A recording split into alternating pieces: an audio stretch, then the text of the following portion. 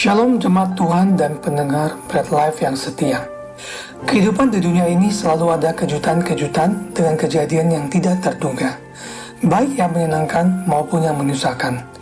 Kejutan menyenangkan misalnya secara tak terduga seseorang bertemu dengan pria atau wanita idaman yang mengubah hidupnya. Atau kejutan menyusahkan apabila tanpa peringatan seseorang terkena PHK. Kejutan kehidupan bisa juga terjadi atas kejadian-kejadian seperti gempa bumi, kecelakaan pesawat terbang, kapal laut, atau pecahnya perang antar negara.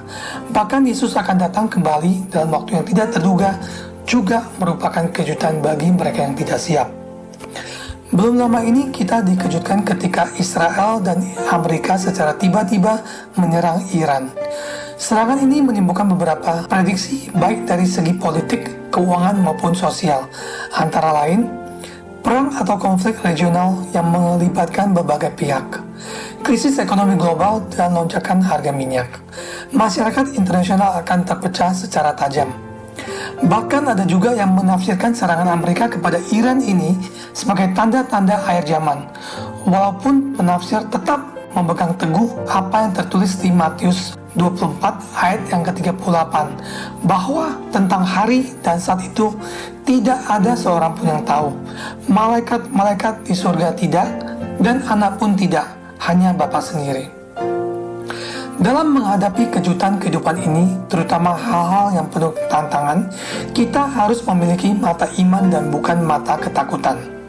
Mata iman adalah kemampuan rohani untuk melihat hal-hal yang tidak dilihat mata.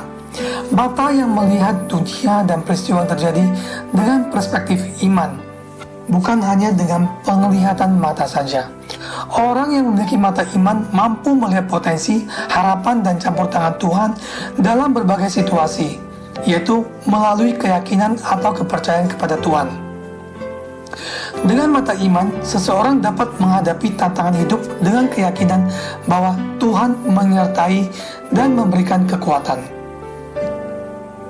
Lalu, bagaimana kita memiliki mata iman di tengah situasi dunia yang tidak menentu? Penuh dengan kejutan, penuh dengan godaan, terutama dalam menantikan kedatangan Yesus untuk kedua kali. Ini dapat kita belajar dari 1 Tesalonika 5 ayat yang ke-8 dengan perikop berjaga-jaga. Yang pertama, sadar.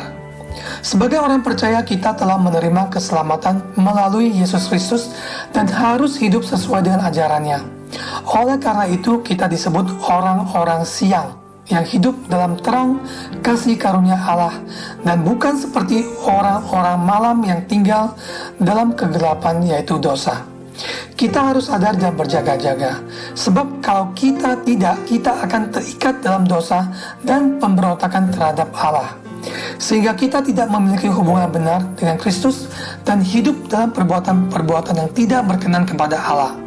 Sadar dan berjaga-jaga adalah proses yang berkelanjutan untuk hidup kudus, di mana kita semakin menjauh dari kegelapan dan semakin mendekat kepada terang Allah. Yang kedua, berbaju jirakan iman dan kasih. Kita harus menyadari bahwa kita sedang berperang secara rohani. Karena itu betapa pentingnya kita berjaga-jaga dengan menggunakan baju jirah, iman, dan kasih.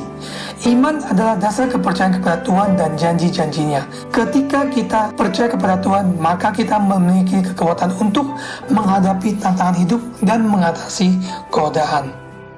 Kasih, terutama kasih Allah yang dicurahkan dalam hati kita, adalah kekuatan yang mendorong kita untuk berbuat baik kepada orang lain.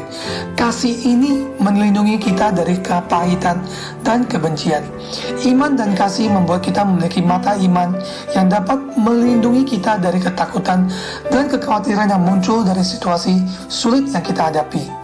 Ketiga, ketopong keselamatan. Ketopong adalah perlengkapan yang melindungi kepala. Ketopong keselamatan melindungi pikiran dari serangan iblis akan keraguan keselamatan yang telah Tuhan anugerahkan bagi setiap orang percaya. Kita harus memiliki keyakinan bahwa Tuhan telah menyelamatkan kita dari dosa dan maut. Mata iman akan terbentuk ketika kita selalu memperbaharui pikiran dengan firman Tuhan dan fokus pada hal-hal yang positif dan membangun. Jemaat Tuhan dan pendengar Bread Life yang setia, Apakah kita memiliki mata iman dan bukan mata ketakutan? Akan terlihat dari respon yang timbul ketika kita menghadapi tantangan, godaan, dan pencobaan. Mata iman akan membuat kita tetap berdiri teguh dalam Tuhan, sedangkan mata ketakutan membuat kita goyah. Selamat menjadi orang-orang siang yang memiliki mata iman, yang hidupnya saling menasihati dan saling membangun. Itu dapat kita baca di 1 Timotius 5 ayat yang ke-11. Tuhan Yesus memberkati. Amin. Merdeka!